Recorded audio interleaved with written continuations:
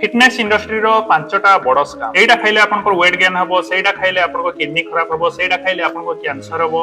actually रे एम्ति कहि कि आपनको डरा हुए डरटा गोटे मनिषर एम्ति इमोशन जोटा कि बहुत जल्दी स्प्रेड करे आ रिजल्ट रे बहुत गुडे लाइक्स मिले शेयर मिले फॉलोअर मिले आ पैसा भी मिले एक्चुअली रे एगुडाकर कोनोसी साइंटिफिक एविडेंस ना ए एक्सरसाइज करंतु आपनको थंतल पेट कमी जीवो ए एक्सरसाइज करंतु आपनको लव हैंडल कमी जीवो एक्चुअली रे एम्ति किछि हुए नै कारण spot reduction is a myth कौन सी पर्टिकुलर बॉडी पार्ट रो एक्सरसाइज करिकी से बॉडी पार्ट रो